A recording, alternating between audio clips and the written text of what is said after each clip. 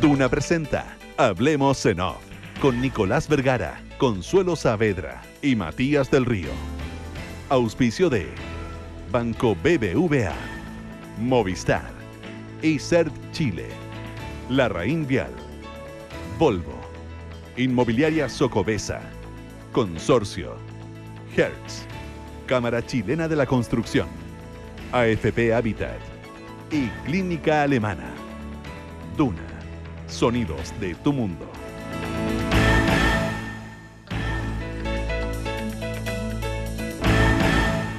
Muy buenos días, ¿cómo están ustedes? Siendo las 8 de la mañana con 3 minutos, junto a Matías del Río y a Consuelo Saavedra, iniciamos una nueva edición de Hablemos en Off en Radio Duna, en este día sándwich.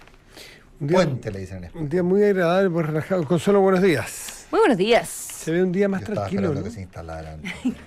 Sí, seguimos. Me demoro tanto en instalarme. Estaba esperando Es proporcional a la cantidad de cosas que traes colgando. Claro. El café, el celular, el computador, la chaqueta, los diarios, la cartera, por nombrar solo algunas cosas. No sigas que quedamos mal nosotros. Oye, sí, un día puente, un día sándwich, como quiera, pero un día que tiene un poquito más baja intensidad que le permite quizás a uno también hacer cosas más tranquilamente, pero un día bastante hábil. Tengo la sensación, yo me quedé en la capital, de que tampoco fue un día desierto, ni mucho menos. Aquí No, pero es la cantidad perfecta de autos. Claro, Sí, es la cantidad perfecta. Es como sí. sacarle un 20%, Y un 10%. de hecho, yo me fui a la costa y volví anoche y un agrado. Claro, porque se parcializa el regreso. Hora 50.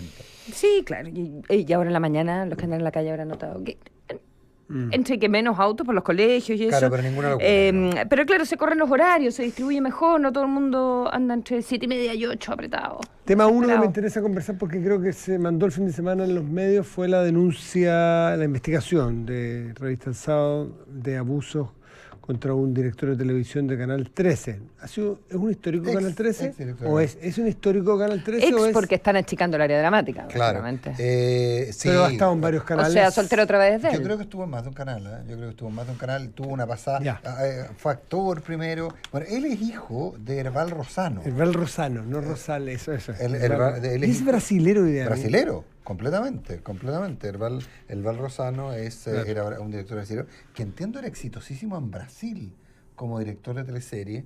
Llegó a Chile a dirigir alguna teleserie o a hacer los guiones, ya no me acuerdo. Y el hijo fue primero actor y luego director y tuvo, digamos, a mí me tocó tratarlo. ¿Al padre o...? Al padre no.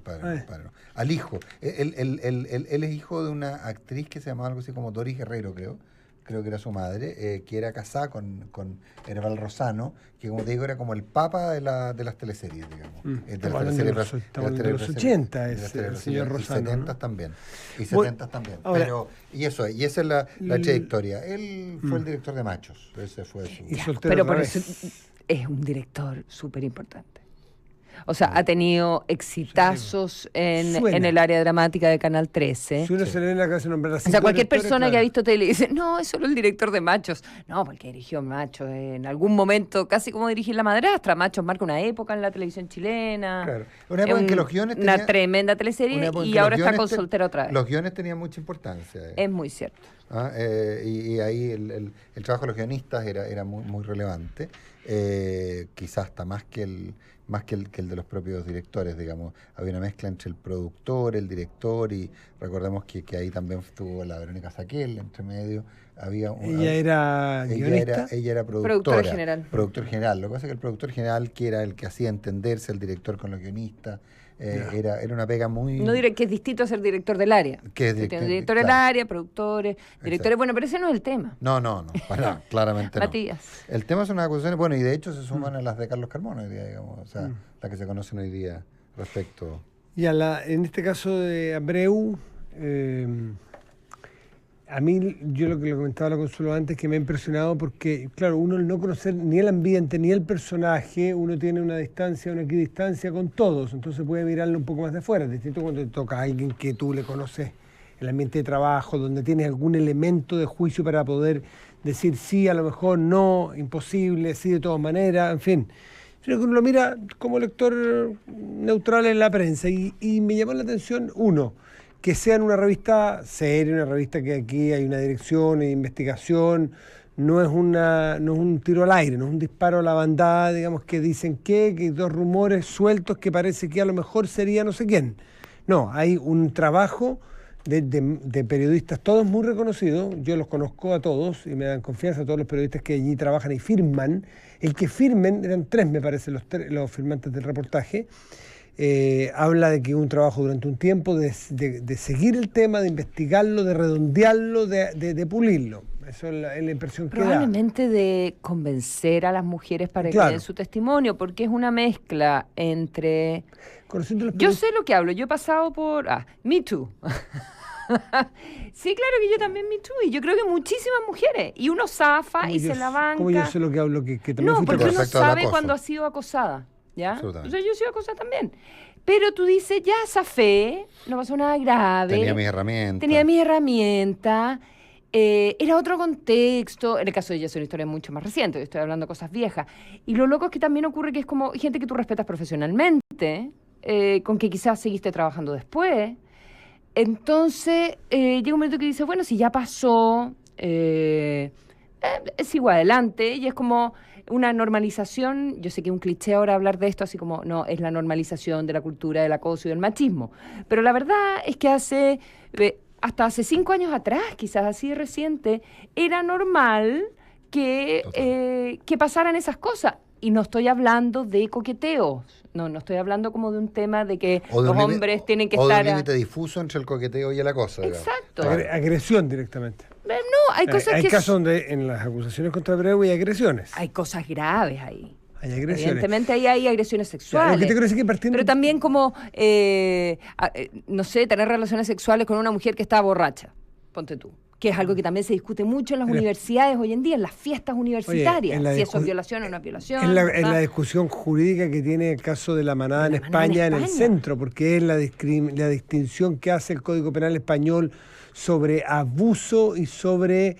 Era un profesor ahí lo hizo el fin de semana, que era muy interesante, que el Código español no habla del delito de violación, no existe en ese código, sino que es o abuso o eran cosas como muy sutiles. Pero bueno, volvamos al tema. Yo solo lo que quería comentar es que por una parte esta idea de, bueno, ya, si no pasó nada, bueno, pero cuando pasa, ¿qué sucede? Y en un país chiquitito, donde el ambiente laboral es muy pequeño, donde si tú denuncias a alguien y te atreves a ir de frente con un tema que incluso la justicia puede considerar debatible, ¿verdad? O sea, vemos lo que pasa en España. Quedas completamente marcada. ¿Quién te da el trabajo después? O sea, pienso en las cosas que uno reflexiona de decir salgo o no a acusar a tal persona. Entonces, por eso a mí me había llamado mucho la atención que no aparecieran acusaciones en Chile. Y dándole vuelta, conversando con otras mujeres, digo, puede tener que ver con que es un ambiente muy chiquitito.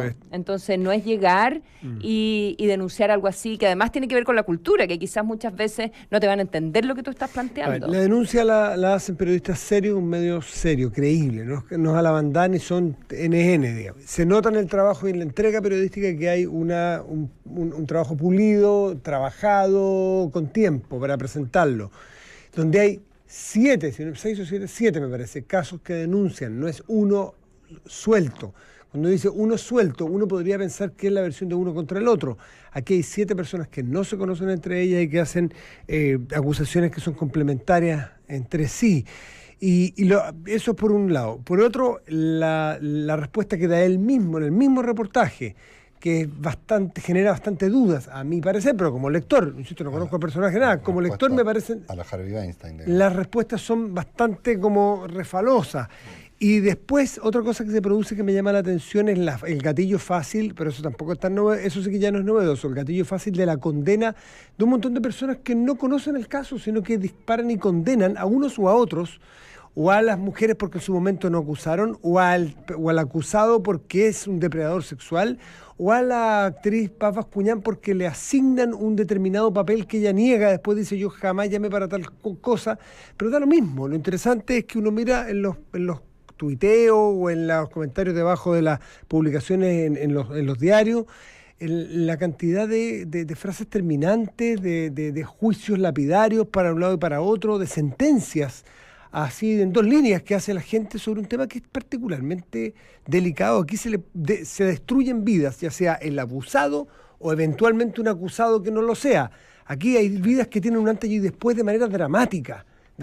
Yo me imagino en este caso estas 7 mujeres que dicen, o sea, que acusan estos abusos, que la vida les cambió, tanto así que son capaces con nombre y apellido hoy día dar un testimonio en la prensa. Así que, perdón, y otra cosa que dice Consuelo, que es interesante, que en una de esas puede ser este el punto de inflexión a que muchas otras personas con connotación pública empiecen a ser blancos de acusaciones. Uno ha escuchado, y responsablemente no va a decir de quiénes, que hay un montón de otras, o varias otras personas de relevancia pública que se les están preparando reportajes, que en cualquier momento sale el caso de Juanito Pérez, de esto. No, ten cuidado que hay gente que se llama Juan Pérez. Bueno, de XX, y claro, y uno no lo hace.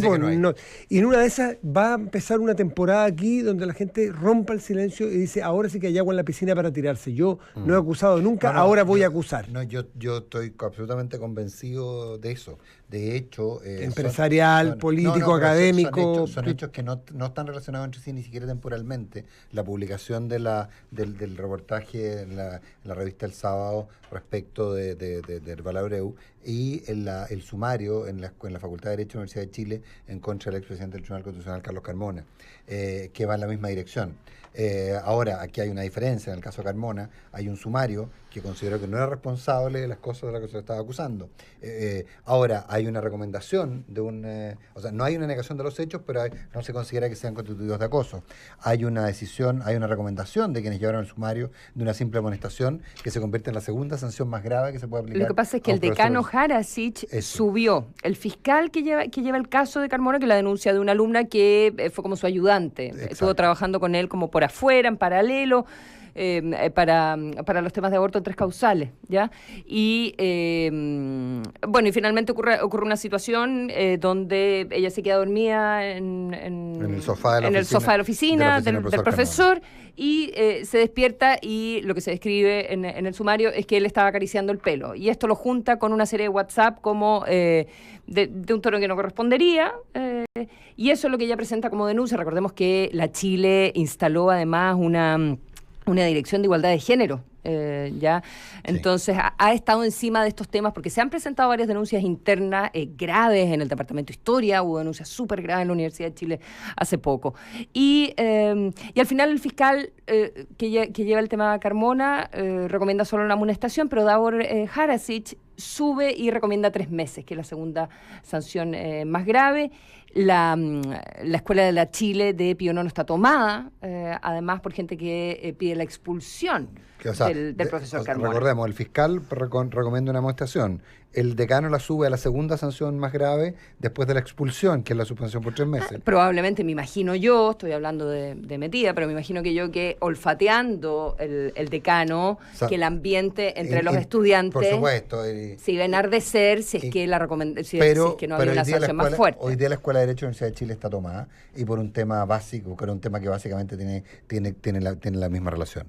Todos hemos escuchado, los 3 hemos escuchado efectivamente reportajes respecto de políticos, respecto de empresarios, respecto de periodistas. No, ninguno nos consta, hemos escuchado que hay gente que está trabajando en ello, al menos yo, de esas 3 categorías. Después te cuento, no. Y conocidos académicos, pero es que uno no sabe hasta qué punto van a ser verdad o es chimbología. Sí, ahora, pero tengo la sospecha de que Herbal Abreu simbólicamente se va a convertir en el Harvey Weinstein chileno, y esto va a generar una lógica, esto va a desencadenar que aparezcan muchas más denuncias en los más diversos ámbitos, en algo que yo creo que era completamente esperable. 8:16.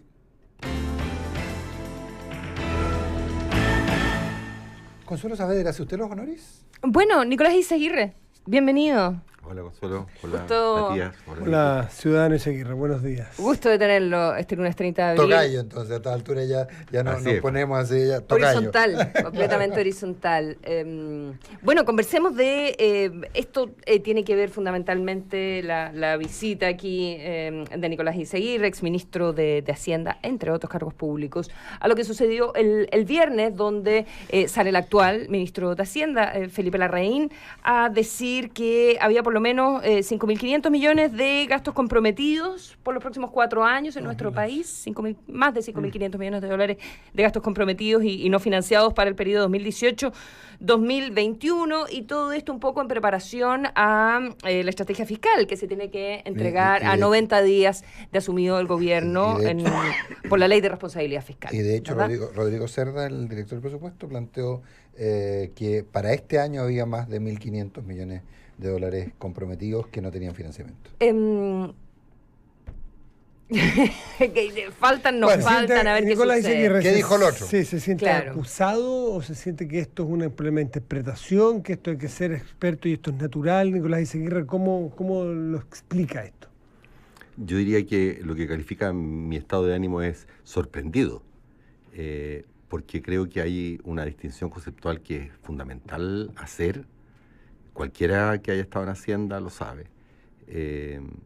Y que si no se hace, esto tiene implicancias muy negativas sobre la imagen del país, etcétera. Una cosa son las presiones de gasto y otra cosa son los gastos comprometidos. La palabra comprometidos, ¿cierto?, denota el que hay una ley que los habilitó y por tanto que son legales. Ahora, en distintos servicios públicos hay constantemente presiones para exceder los gastos que están legalmente autorizados. Y típicamente el problema que viene hace 25 años y que además no es privativo de Chile, sino que ocurre en otras partes del mundo, en salud, dado que está en juego la vida humana, la tendencia, ¿cierto?, a exceder y ampliar coberturas más allá de lo que la ley ha estipulado, es histórico. Pero frente a eso se hace gestión presupuestaria. Tú no puedes partir validando el que los servicios de salud excedan lo que legalmente se autorizó. Estas coberturas fueron revisadas durante 2 meses por la Comisión Mixta de Presupuesto, aprobadas por el Congreso Nacional. Entonces, tú no puedes simplemente llegar y decir, mire, más allá de lo que aprobó el Congreso, yo estimo que la cobertura va a ser mucho más y por tanto que se va a gastar más. Así no funciona esto. ¿O se refiere a la deuda, estamos hablando de lo que se conoce como la deuda hospitalaria, en este caso puntual, o ellos están calculando con la deuda del año anterior que no se cubrió y por lo tanto la trasladan y dice, ya, yo quiero llegar a 0 y son no sé cuántos millones de dólares? No, la deuda hospitalaria es el resultado, ¿cierto?, de que, dado que no hay más dinero en el Ministerio de Salud, porque es todo lo que está autorizado por ley, claro, muchas veces el Ministerio de Salud, los servicios de salud, que son bastante autónomos, lo mismo ocurre con los municipios, por ejemplo. Comienzan a gastar de más, entonces comienzan a tomar deuda con proveedores, que es la forma, ¿cierto?, de cerrar el círculo. Entonces después los proveedores ya comienzan a no proveerlos porque tienen deudas, entonces se produce una tensión con el Ministerio de Hacienda, el Ministerio de Hacienda les pasa algún dinero a cambio de metas de gestión, y esto es el cuento de nunca acabar, año tras año. O sea, no es el tema de la deuda, sino de cuánto se valida de esas presiones. Entonces porque el grueso es eso, de los 5.500 millones de dólares, se dice, no, lo que va a haber, el gasto efectivo no va a ser lo que estaba considerado en el presupuesto ni en la proyección, sino que va a ser más y por tanto falta plata. ¿La cifra de 5.500 millones usted le calza? El concepto ya lo acaba de explicar, pero ¿es más o menos esa la cifra si es que fueran todas las presiones ejercidas en su máximo límite? Lo que pasa es que aquí hay que hacer una suma completa, porque así como hay ciertas partidas, por ejemplo, salud, que al filo de la ley excede, bastante al filo de la ley, excede su presupuesto, hay otros ministerios que no ejecutan plenamente su presupuesto. Entonces, al correr del año, tú vas rebalanceando. Entonces, y yo te podría decir que esto ha sucedido siempre. Así como usted fue ministro 2 veces, el ministerio de Felipe Larraín también de alguna manera se repite, él como cabeza, por lo tanto, él no podría ser aquella persona que uno dice, mire, es que viene entrando, no conoce, él conoce el paño como lo conoce usted.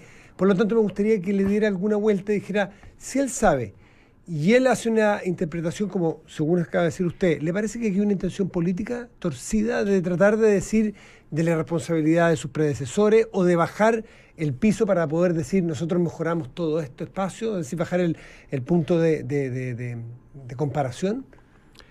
Mira, hacer interpretaciones no me es cómodo, francamente no entiendo, salvo por todas las posibles explicaciones que tú mismo entregas, y yo creo que ustedes pueden en ese sentido elaborar. Lo que te puedo decir es que si tiramos cifras, durante el gobierno de Sebastián Piñera 1, el gasto se subejecutó en promedio en 3%. Esos son 2.000 millones de dólares. Multiplicado por 4, son 8.000 millones de dólares menos de gasto de lo que estaba presupuestado. Entonces, así haciendo la suma y la resta, yo te diría, bueno, tienen de más. Pues, si con los 8.000 que la otra vez ahorraron, pagan estos 5.000 y quedan convueltos. Pero no son... los 8.000 que se ahorraron en aquel entonces no están guardados en la caja Piñera, por definirlo de alguna manera. Lo que te estoy explicando es que tienen capacidad... Es que hay subejecución normal ahora, todo esto se lo explicamos en detalle nosotros. Primero yo al ministro Larraín, después Sergio Granado, a Rodrigo Cerda. Y te puedo argumentar más.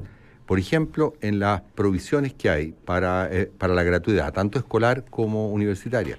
La cobertura que se supuso por el momento que se elaboró el presupuesto no se sabía plenamente, lo mismo para la subvención escolar preferencial, fue mucho mayor que de la que terminó siendo, porque muchos no se enrolaron, muchos no pasaron a la gratuidad en el caso escolar, y ahí hay una cantidad enorme de dinero que no se va a ejecutar.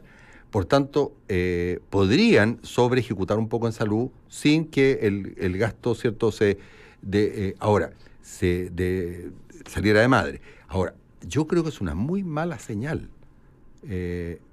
partir diciendo vamos a validar esta sobreejecución que hace salud, porque lo que se necesita allí es hacer control de gestión, porque no siempre es por más atención hospitalaria, es porque simplemente contratan más gente de la que está autorizada y por tanto, ¿cierto?, trasladan vía deuda de proveedores el exceso de personal. En el caso, por ejemplo, del subsidio de incapacidad laboral, que es las licencias que le pagan a uno. Bueno, hay un abuso que hay que estar controlando siempre de personas que, cierto, se declaran enfermas no estándolo.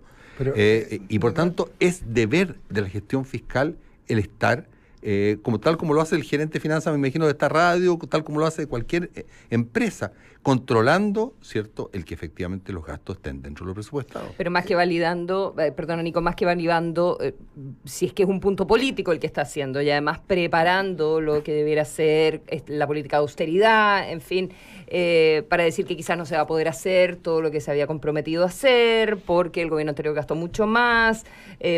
No parecen estar, si eso es así, no se parece estar validando el gasto, sino que diciendo... el gobierno anterior incurrió en este tipo de gastos, por lo tanto, eso es mi excusa, como decía Matías, para apretar por otro lado. Claro, es el terreno de las interpretaciones. Sin duda alguna que lo que plantea Consuelo es una posibilidad muy, muy clara, pero yo creo que más en lo general, Consuelo, y lo escribía Andrés Velasco la otra vez en el Mercurio, aquí Larraín tiene un problema grande. Ha prometido, ¿cierto?, satisfacer una cantidad de presiones. Aquí las está validando, de hecho, con los 5.500 millones de dólares. Ha dicho que va a bajar los impuestos y ha dicho que va a bajar el déficit fiscal. Entonces, díganme cómo suma todo esto. Me acuerdo el debate, no solo el caso de Bush y Reagan, sino que el caso de Obama con McCain, que le decía, ¿dónde está su álgebra, señor McCain? Porque también hacía estas promesas media vudú de que iba a bajar el déficit, aumentar el gasto y... Pero el gobierno ha sido súper claro que la reforma tributaria va a ser para simplificar el sistema y que no va a disminuir la recaudación fiscal, lo han dicho en todos los tonos ellos. Bueno, plan tributario que a 2 meses, curiosamente, no conocemos. Y ellos que todo el tiempo dijeron que estas cosas generan incertidumbre en los negocios, etcétera, etcétera. ¿Cómo es posible que a 2 meses no tengamos una palabra? Más que lo que han dicho, que quieren bajar los impuestos a la empresa y reintegrar, que en castellano simple significa bajarle los impuestos a los que más tienen, por todos lados. Hablemos de impuestos, pero yo quería volver un segundo, porque usted planteaba al principio, Nicolás, presión versus compromiso. Y déjame agregarte que en la presión, por un mínimo de rigor, ponen cosas que están retiradas. Pero tanto Larraín como Cerda hablan de gasto comprometido. ¿Por qué afirman que hay gasto comprometido si te entiendo bien, tú lo que hablas es de que un gasto estimado respecto a lo que se ha comprometido a hacer o los compromisos que asumieron durante el gobierno anterior respecto a que se iba a hacer ahora? ¿Cuál es la diferencia? ¿Es semántica, no? Yo no sé qué entienden ustedes por comprometido, pero yo creo que todos entendemos... entienden ser de Larraín por comprometido. Claro, entendemos comprometidos aquello que figura en una ley de presupuesto que pasó por el proceso democrático y fue validado. O sea, eso es comprometido. O sea, que se va a gastar sí o sí. O sea, eso está comprometido. Lo que está comprometido no son los 5.500, esos son presiones adicionales que ellos estiman va a ocurrir por una tendencia a aumento de cobertura, por ejemplo en licencias, por ejemplo en atención hospitalaria. O proyectos de ley que se aprueben. Sí. Yo no lo entendí exactamente así, pero probablemente esa sea la situación. Tengo el detalle, puedo ir punto por punto. Es que es interesante porque Sí, lo que ¿acaso voy yo? explica el ministro Izaguirre es distinto a lo que explica el Ministerio de Hacienda A de eso es donde Larraín. quiero llegar. Ellos dicen 5.500 comprometidos. Ustedes dicen, no, los comprometidos no son 5.500, los 5.500 son los que eventualmente se pueden exceder. Pero para eso hay que agregarle gestión. Pero ¿Cuántos son los comprometidos? ¿Cuánto es lo que está en la ley? Lo comprometido es lo que está en el presupuesto. ¿Y cuánto es? No me acuerdo en este momento exactamente la cantidad de millones de dólares. Pero no son 5.500. No, 5.500 Es lo que ellos no dicen. hay. Claro. Está comprometido en 4 años, que no está presupuestado ni Adicionales, proyectado. dice Adicionales. Tenemos, si son en 4 años, difícilmente podría entrar la ley de presupuesto que es anual. Por lo tanto, lo que estamos hablando, cuando se habla de los 1.500 que habla Cerda, se está, a su juicio, se está refiriendo a temas que están en la ley de presupuesto. Bueno, es muy buena la distinción que hace mi tocayo acá, porque por definición lo que ocurra en el año 19, 20, 21 no puede estar comprometido, porque no hay una ley. Por tanto, es obvio, a preferencia, a confesión de parte de relevo de prueba, de que lo que están haciendo es una estimación de presiones, no una tabulación de gastos comprometidos. También para el 18. También para el 18. Si lo único que está comprometido es lo que está en la ley de presupuesto. Nicolás Izaguirre una cosita, dice que por definición el presupuesto del 2020 no está porque todavía no llega, pero sí hay leyes que van a obligar de que estén, por ejemplo, gratuidad. No está en la ley de presupuesto, pero está en la ley de gratuidad, por lo tanto va a estar en el presupuesto. Entonces ahí hay Porque una son cosa- gastos permanentes. Porque exactamente. Por supuesto, todo lo que está en ley ya o en proyectos de ley está en la proyección financiera. Y hay una partida que se llama la provisión del tesoro, que se le explicó punto por punto, aquí está tal ley, aquí está tal ley, aquí está tal ley. Por tanto, lo que ya está comprometido en leyes y lo que va a implicar aquellas leyes que se espera, cierto, se aprueben, que quedaron desde el gobierno pasado, está absolutamente todo o presupuestado el 18 o imbuido en la proyección financiera 2021, el 19-2021. Claro, ahora Esto es nuevo. la estimación de recaudación es la que tendríamos que meter para entender si efectivamente esto es deficitario o no, digamos. Pero, Eso es para ir al déficit, pero aquí estamos hablando de gastos. Sí. ya estamos hablando. Ahora, pero me quería quedar con otro concepto que usaste tú, Nicolás, que dijiste. Salud, la mayor parte de las veces se comporta al filo de la ley, Agregó. inclusive más allá. Eso, muy al filo. Bueno, en estricto rigor, lo que muchas veces ocurre en salud es que, claro, dicen, nosotros no podemos dejar atender a la gente que llega acá y por tanto se excedieron las prestaciones. Pero no son exactamente las prestaciones lo que se excede, sino que muchas veces se exceden otra partida presupuestaria, típicamente en personal, por ejemplo. Personal. Y ese exceso de personal se termina, ¿cierto?, cargando contra deuda a proveedores. Ahora, cuando uno pregunta, afirman que por las licencias, digamos. No, las licencias es otro tema. No. Por las que tiene que contratar más gente por la cantidad de personal de salud que se acoge a licencia. Entonces. Claro, explicaciones siempre habrán, pero esto es particular en el caso de salud. Ahora, ¿qué es lo que ocurre en la práctica? Lo han tenido que enfrentar todos los ministros de Hacienda. Que por la autonomía que tienen los servicios de salud, esto es muy difícil de parar. Entonces, al final, no obstante que se hacen esfuerzos, los mismos proveedores comienzan a no prestarle. Entonces, ahí tienen que ajustarse. Se ajusta de la peor forma posible, que es simplemente porque los proveedores no les dan crédito. Claro. Pero esto eventualmente requiere una revisión institucional que no se ha hecho en los últimos 4 o 5 gobiernos, de cómo efectivamente se desembolsa. Ahora, si tú quieres ser estrictamente riguroso, de repente hay cambios de partidas que están al filo de la ley y la Contraloría eventualmente podría, ¿cierto?, tener una palabra en ese sentido. Y hay un cambio de actitud del Contralor, lo que podría hacer suponer que esas cosas se van a... Ahora, es muy difícil porque políticamente cuando está la vida humana de por medio, ¿cierto?, nadie se quiere meter. ¿Le preocupa que hay un diputado de la UDI, el diputado Sergio Gaona, que lo ha invitado a usted y también a Sergio Granado en su minuto a raíz de la discusión sobre el cálculo del déficit, ¿verdad? La variación en el porcentaje? Y que ahora está planteando que a raíz de estos gastos comprometidos y que no estarían provisionados y que los dineros no estarían, digamos, gastos sin financiamiento, dice que esto podría ser la base para una acusación constitucional en su contra.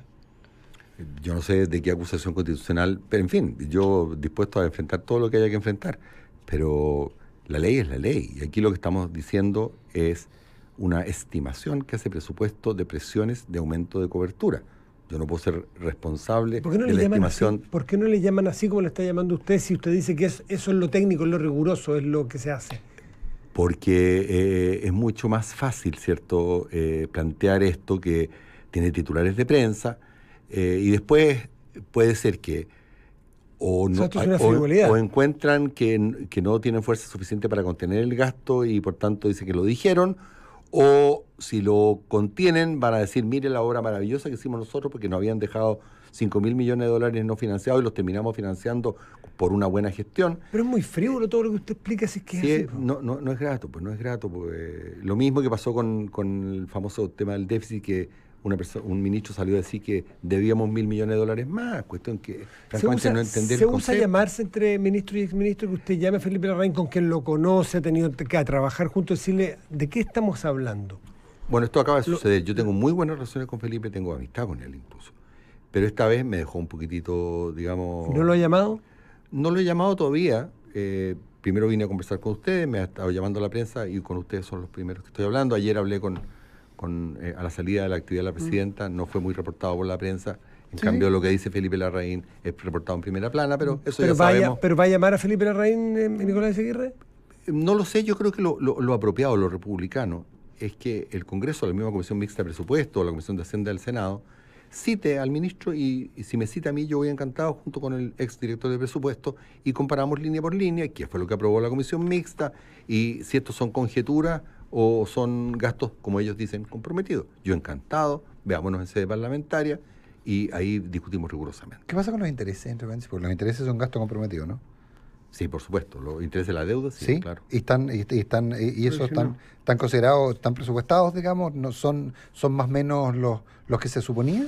Por supuesto. Hay intereses que se ganan, intereses que se pagan, porque nosotros tenemos fondos soberanos. Por supuesto. Ahí se gana, y insisto, porque aquí también se ha hecho una cuestión, una posverdad. Chile todavía tiene niveles de deuda sumamente manejables. Y si tú miras lo que fue el gran ciclo de los commodities, que comenzó el año 2003, ¿cierto? Y terminó a la altura del 13, 14. Por ahí. Tenemos hoy día más deuda, Chile, bruta o neta, de la que teníamos al comenzar el ciclo de los commodities. No, tenemos incluso un poco menos. Entonces, en la larga mirada, las vacas flacas y las vacas gordas se compensaron unas con otras. Funcionó los últimos años del presidente Lagos hubo unos superávit cuantiosos. Los primeros años con el ministro Velasco de la presidenta Bachelet hubo unos superávit cuantiosos. Obviamente cuando vino la parte más baja se incurrió en déficit y lo que dijo la OCDE, que no es particularmente una colección de izquierdistas, ni muy proclive a los déficits, digamos. Claro, en Chile se había navegado muy bien el ciclo de los commodities. La situación fiscal es peor a lo esperado. Eso es como el mensaje que entrega el ministro Larraín de diferentes maneras, pero eso es como lo que quiere dejar instalado finalmente, ¿verdad? Exactamente. Bueno, yo no quiero hacer muchas conjeturas, pero en la época de la posverdad, lo que la gente común y corriente va a creer, primero que debíamos 1.000 millones de dólares más por lo que dijo el ministro de Economía, ahora que nos faltan 5.000 millones de dólares. No se puede jugar con estas cosas, francamente. Bueno, ¿y qué van a pensar los tenedores de bonos internacionales de Chile? Este es un país medio riesgoso, parece que debe mucho más plata de la que dicen, o tiene mucho más gastos de los que reconocen. Eso es muy malo. Eso termina afectando los spreads, termina afectando la capacidad de financiamiento del sector privado. Entonces, ¿quieren reactivar? ¿Quieren buscar consenso? ¿O quieren comenzar a tirar mugre hacia el pasado para aparecer más prístinos? Francamente, decídanse. Nicolás Aguirre, gracias. exministro de Hacienda, un millón de gracias por estar esta Un millón de gracias por haber aceptado venir y dar la primera entrevista como con más larga, con más detención sobre este asunto que va a seguir siendo tema durante los próximos días. Hay una actividad también del ministro Larraín hoy en la pauta, así que me imagino que también se va a poder seguir conversando con él sobre esto. Muchas gracias. Y las puertas te van a estar abiertas. Gracias a ustedes. Y como les digo, la mejor forma de solucionar esto de manera rigurosa es que nos veamos en sede parlamentaria, donde encantado discutimos punto por punto. Gracias, Nicolás. Muchas gracias. Buen día. A ustedes, que estén bien. ¿Y sabías que ahora puedes solicitar un crédito desde tu celular y sin ser cliente? Sí, solo tienes que descargar la app del Banco BBVA y ingresar a bbva.cl. Descubrir si tienes un crédito de consumo preaprobado. ¿Tienes un celular en mano? Compruébalo hoy. BBVA, creando oportunidades. Cuando olvidas los límites, la vida se disfruta al máximo. The All New Volvo XC40 elegido Car of the Year en Europa. Descubre su diseño escandinavo, tecnología y conectividad sin límites. Cotízalo en volvocars.cl. Volvo Innovation Made by Sweden. ¿Sabías que hay una AFP que es número 1 en rentabilidad en todos los fondos en los últimos 15 años? AFP Habitat ha entregado los mejores resultados en 15 años y también en el 2017. Porque tu futuro elige Habitat, consistentemente entregando la mejor rentabilidad para tu pensión. ¿Escucharon las buenas noticias? Los que son Movistar nuevamente tienen más gigas en todos sus planes para compartirlo. Todo. Solo queda disfrutarlo gracias a Movistar. Movistar elige todo. El programa ProDeporte de Clínica Alemana ofrece un chequeo preventivo de valor preferencial con 50% de descuento, diseñado para evitar lesiones o condiciones médicas que afectan el desempeño deportivo. Válido hasta el 30 de abril. Clínica Alemana, si es tu salud, es la alemana.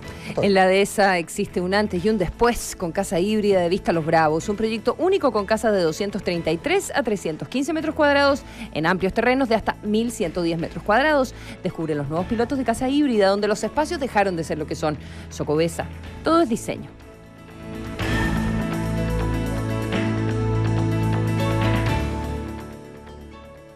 En su constante compromiso por construir cultura de seguridad, la Cámara Chilena de la Construcción y Mutual de Seguridad te invitan al seminario Construcción Segura, Buenas Prácticas Internacionales, donde el experto Lawrence Waterman expondrá su experiencia en la construcción de la Villa Olímpica de Londres. Te esperamos el miércoles 9 de mayo a las 14:30 horas, Casa Piedra.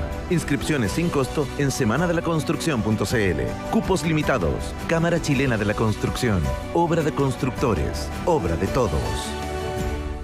Hay cosas difíciles de creer, como... ¡Ay, amiga! Ya salí, voy en camino.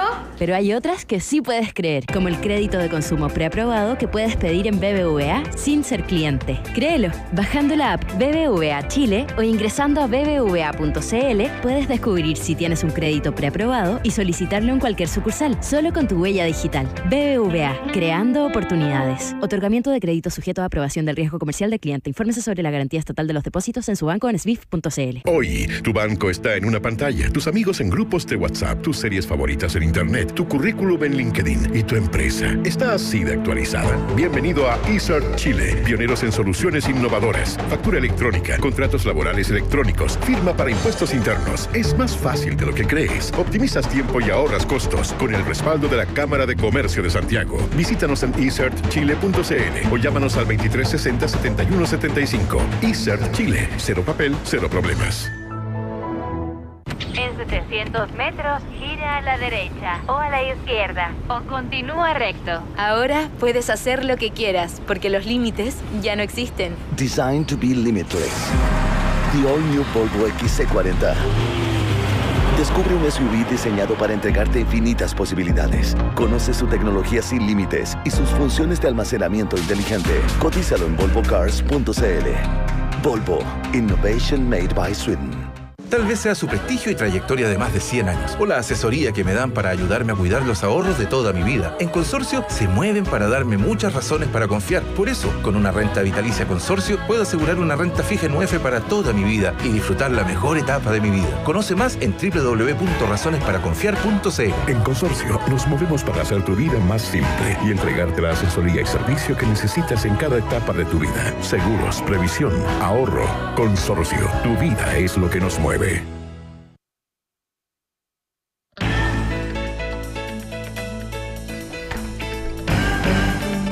Pensando en digitalizar tu empresa, conoce eCert Chile, firme, facturación electrónica, contratación remota, biometría facial, entre otros servicios para potenciar tu negocio. Contáctalos al 23 60 71 75 o ingresa en www.e-certchile.cl y CERT con el respaldo de la Cámara de Comercio de Santiago. Tener tu app Consorcio es tu tranquilidad cuando manejas, porque con ella puedes pedir asistencia 24/7, seguir el móvil por GPS y hacer el denuncio de tu siniestro, estés donde estés. Descarga hoy la app Consorcio. La Cámara Chilena de la Construcción te invita a la charla Construcción Segura, Buenas Prácticas Internacionales con el experto Lawrence Waterman, quien compartirá su experiencia en la construcción de la Villa Olímpica de Londres. Esto va a ser el próximo 9 de mayo a las 2:30 de la tarde en Casa Piedra. Inscripciones en semanalaconstrucción.cl. Confía tus inversiones en manos de expertos con cuenta activa de la Reinvial, un servicio en donde especialistas estarán analizando los mercados e invirtiendo para ti. Conoce tu cuenta activa en la reinvial.com. Vayas donde vayas tu próximo fin de semana, aprovecha la tarifa súper rebajada de Hertz Rentacar desde 23.900 pesos diarios, incluye IVA, cargo aeropuerto y kilometraje libre. Además, acumulas millas LATAM Pass. Reserva ya en hertz.cl. 8:42 minutos. Volamos a Roma, al Vaticano o en Roma, que no es exactamente lo mismo, pero geográficamente están ahí. Así que para tomar contacto con el sacerdote jesuita Marcelo Guidi, profesor de la Universidad Gregoriana de Roma. Marcelo, gracias por recibir nuestro llamado. ¿Cómo estás? Muy bien, buenos días a ustedes, gracias por este contacto. Hola, buenos días. Buenos días, buenas tardes. Marcelo, buenas tardes para ti. Claro. Marcelo, ya pasó la primera fase, por así decir, estos encuentros de algunas de las víctimas del sacerdote Caradima en Roma, encuentros con el Papa. Nos gustaría, falta la reunión que probablemente se está produciendo ahora, no sé qué hora exactamente era, o ahora o más rato, del Papa con los tres juntos, pero cada uno por separado ya dio su primer pálpito, su primera impresión de estar sobrecogidos, otros decían que estaban impresionados. ¿Qué se puede decir? ¿Qué impacto ha tenido allí? ¿Qué podemos esperar? Lo primero que a mí me ha ido surgiendo de lo que el Papa propuso con la visita de Juan Carlos, James o José Andrés, es que es curioso que no se haya tomado antes esta decisión, siendo que una política bien universal de la Iglesia hoy en día es escuchar a las víctimas. Y lo encuentro muy curioso y también bastante escandaloso que no se haya tomado esta decisión en Chile. Sobre todo por los frutos de este encuentro para estas tres personas que, como muy bien ellos mismos han señalado, están hablando a nombre de tantas otras personas que han sido abusadas o en Chile o en el mundo por sacerdotes. Entonces, creo yo que esto nos tiene que a nosotros ayudar a que si las decisiones correctas no se toman a tiempo, los daños colaterales se agravan mucho más allá de la situación. Entonces, yo creo que aquí la Iglesia en general está como percibiendo muy buena esta decisión y además muy sanadora, no solamente para las víctimas, sino que también sanadora para la Iglesia. Esto es un modo para decir, mira, aquí hay un modo nuevo en cual nosotros vamos a abordar esta problemática. Y tenemos que ser en este sentido modelo de cómo erradicar el abuso que pareciera ser por las noticias últimas que están atravesando el mundo y también nuestro país. Ahora, pero en ese sentido, Marcelo, usted lo que plantea es, aquí finalmente lo que hace el Papa es dar una señal respecto a qué deben hacer los pastores y qué deben hacer los sacerdotes locales en casos como estos, digamos. Quiere por lo menos una práctica que, según lo mismo lo entiende usted, ya era algo que estaba, que ya había una suerte de mandato. Lo que está haciendo el Papa es ponerlo en evidencia. Justamente, mira, para que se vea claro cómo ha ido funcionando esto y para que se vea que en la Iglesia sí que están funcionando las nuevas instituciones en esta materia, ¿no? Por ejemplo, cuando el Papa tuvo esta palabra incorrecta al final de su visita a Chile, fue el cardenal O'Malley, que es el presidente de la Comisión para la Tutela de los Menores, quien salió a hablar. Y esto te demuestra que nosotros hoy en día no hay ninguna autoridad que esté por sobre la protección de los menores. Entonces, si el Papa se equivoca, la persona adecuada, en este caso quien a él le ha confiado llevar adelante esta comisión, es la que lo corrigió y él se dio cuenta y echó a andar adelante este protocolo nuevo de hacernos cargo de las personas dañadas por nosotros. ¿Y qué puede, o sea, básicamente lo que hace el Papa es en el fondo, en cierta forma, compensar o corregir errores anteriores propios, y lo hace en primera persona y de cara a tres de las víctimas. Pero esto es un proceso más amplio. Los obispos chilenos visitarán Roma muy luego, 14 de mayo. el 14 de mayo, es decir, en prácticamente 15 días más, y debería producirse una situación que es radicalmente distinta a la actual.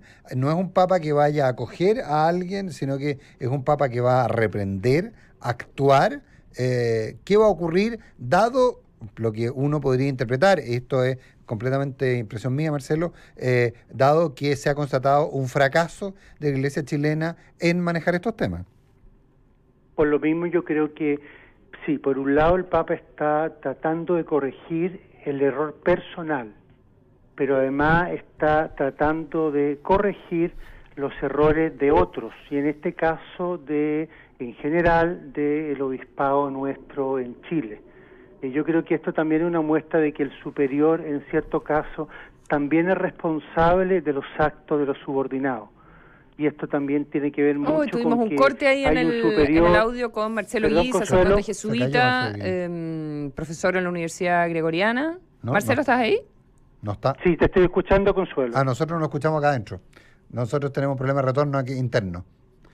No, yo te estaba diciendo que respecto a los errores, en la Iglesia el superior se tiene que hacer cargo no solamente del error personal cuando lo ha cometido, sino que también de los errores de los demás. Entonces, también un obispo, en cierto modo, es responsable de los errores que han cometido sus sacerdotes, como también un superior de una institución religiosa. Entonces, el Papa está hablando también en esta línea. Este es lo que se llama las nuevas medidas que se aplican a todas las personas. Marcelo, una explicación que se daba en muchas oportunidades respecto a por qué la Iglesia actuaba de una manera y no de otra, y las críticas que se hacían al arzobispo Santiago, es básicamente por esta independencia que existe entre cada una de las arquidiócesis, entre esta lógica de que los ordinarios le responden, o sea, se le responde al ordinario el lugar y no hay una autoridad general. En el fondo, el Papa lo que está mostrando es que más allá de quedarse en el detalle legal de quién debe hacerse responsable, hay una realidad, y él, en tanto autoridad máxima de la Iglesia, se hace cargo. Sí, ese es un modo de la Iglesia, ¿no? En la Iglesia nadie se tiene que sentir desprovisto de cuidado, y si no te responde tu pastor inmediato, tú siempre vas a poder recurrir a otra persona. Pero el problema de las diócesis no es tanto, creo yo, y el Papa también lo ha querido revelar, no ha sido tanto la independencia, sino que hay una división pastoral en la Iglesia que ha impedido que podamos llevar adelante ese como profetismo que era característico de nuestra Iglesia y que se apagó estos últimos años, se ha apagado. Claro, pero lo administrativo se usaba mucho. Yo, Marcelo, te puedo contar un caso personal en el que yo fui a ver a un obispo de una diócesis informando de una situación que ocurría en otra diócesis, y la respuesta fue que iba a ver qué hacía, pero que no tenía ninguna posibilidad porque eran independientes, digamos. Y eso uno lo siguió escuchando hasta hace muy poco tiempo. Ahora, no, lo mismo respecto a las congregaciones. Es cierto que un obispo de una diócesis no tiene una autoridad sobre esa misma otra diócesis, claro, pero no es cierto de que no pueda hacer nada. Que es lo que está demostrando el Papa, digamos. Que hoy en día o el Papa o hay otras instituciones que realmente validan que se puede hacer. ¿Qué es lo que ha pasado ahora con la problemática de la famosa información? Si llegó o no llegó la información en este caso como en tantos otros. Es decir, aquí hay todo como un desligarse de propias responsabilidades. Marcelo, ¿cómo se pueden manejar las expectativas respecto de la reunión que haya con los obispos a partir de mediados de mes? Porque yo creo que en general el país está esperando casi como una tabla rasa. Sí, pero mira, lo primero que yo quiero responderte, Consuelo, es que el problema con el cual el Papa se va a encontrar para resolver junto con la Conferencia Episcopal Chilena no es un problema única y exclusivamente de abuso sexual. Yo creo que el abuso sexual en el modo en el cual se ha ido realizando en Chile hace trascender o manifestar la problemática más de fondo que como falta de guía que tiene nuestra Iglesia al momento de proyectar proyectos o hacerse cargo de nuevas realidades para evangelizarlas. Entonces, que uno espera acá que solamente el Papa se haga cargo del abuso sexual sería restringir o coaccionar la libertad con la cual el Papa quiera hacerse cargo de lo que él llama el problema de la Iglesia chilena, ¿no? Claro, el problema de la Iglesia chilena es la forma de cómo se relaciona. 3 puntitos, ¿cómo lo definiría Marcelo? Claro, exacto, eso. Mira, yo lo definiría a partir de distintos ámbitos y según dónde podamos poner a la Iglesia. Lo primero, adintra la Iglesia chilena, no lo podemos negar, creo yo, no me voy a equivocar, es una iglesia que está dividida en instituciones, dividida en espiritualidad, en movimiento, en líneas pastorales, es decir, adintra está dividida. El otro problema es que yo creo que también adintra no tenemos proyectos pastorales con los cuales nosotros podamos sentirnos involucrados y tirar adelante el mensaje que la iglesia está destinada a hacer. Después tenemos toda esta problemática que nuestros han perdido como autoridad moral, uno puede decir, la mayoría de nuestros pastores, superiores, están muy cuestionados. Entonces, cuando hay una falta de autoridad moral, ¿hacia dónde nosotros miramos, no? Y después yo creo que la otra problemática que nos puede a nosotros abordar es que nosotros como iglesia, creo yo que no hemos respetado la sociedad, no hemos tenido esta mirada más de profundidad para reconocer también que en esta nueva sociedad chilena hay muchos signos buenos por los cuales la iglesia puede seguir ayudando y aportando. Entonces, también es otro elemento con lo cual nosotros hemos aparecido con un autoritarismo y no con una autoridad acompañando estos procesos nuevos. Por ahí yo creo, me aventuro a decir cuál es la problemática central, ¿no? Marcelo, tú dices que sería restringir lo que está sucediendo ahora a los abusos sexuales, tiene que ver con una relación de los pastores y la iglesia en su generalidad en Chile. ¿Sería restringir pensar que esto es solamente Chile también? ¿O no? Me imagino que lo que sucede aquí pasará en otras iglesias y el Papa aprovechará el caso chileno para hacer un mensaje o para hacer de esto un tema de la iglesia universal. Ojalá, ¿sabes? Porque yo creo que la medida en la cual el Papa valide este modo de operar, muchas otras iglesias pueden seguir estableciendo un nuevo modo, un nuevo estilo con los cuales abordar estas problemáticas. Pero también las problemáticas de gobierno, ¿no? Yo me recuerdo que el Papa les dice a los obispos nuestros en la Catedral de Santiago en su visita, les dice que basta con clericalismo, basta con autoritarismo, basta con paternalismo, y eso significa que nos está invitando a respetar al otro. Y esto es lo que el Papa está haciendo con estos tres. Está diciendo, yo los respeto y los escucho, y esta escucha a mí me va a permitir realmente entender lo que realmente yo sabía, pero no lo entendía correctamente. Marcelo Guidi, desde Roma, 1.000.000 de gracias por haber estado con nosotros esta mañana. Gracias, Marcelo, buen día. A ustedes, que estén muy bien. Gracias, Adiós. Muchas gracias, buenos días. Oye, a propósito... Sí, pues. Bueno, dale, po. Mañana no hay programa, pucha. Mañana, pero el miércoles sí. Ay, qué bueno. Y está, Lo que pasa es que el viernes pasado, por Dios que pasaron cosas. Dominga, Penta, Corea, Abbott, la entrevista de Abbott el fin de semana, donde para resolver esto de que lo acusan de que quiere favorecer como al mundo político, dice, no, si lo que yo planteo es que nadie tenga fuero. Sí. Si nadie tiene fuero, resuelve el problema y así no se afecta el proceso democrático, ¿verdad? Y todo sería más rápido. Esto a propósito de cómo se persiguen o cómo se llevan adelante las investigaciones a personeros políticos, sobre todo de elección popular, y cómo eso puede afectar la voluntad popular a propósito de los temas de platas políticas también. Oye, quiero recomendar en todo caso la carta de Carlos Peña hoy día, a propósito de lo que hablábamos del acoso sexual, las denuncias, el vínculo que hacía Matías recién con La Manada.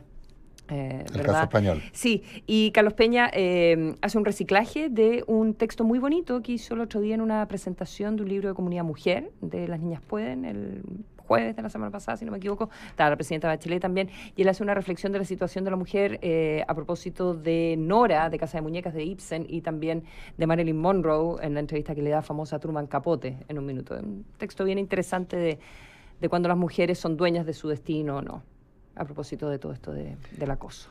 Y Bárbara Espejo nos invita a visitar Colonia en lugares notables. Nos vemos el miércoles. Buenos días. Buenos días. Que estén bien.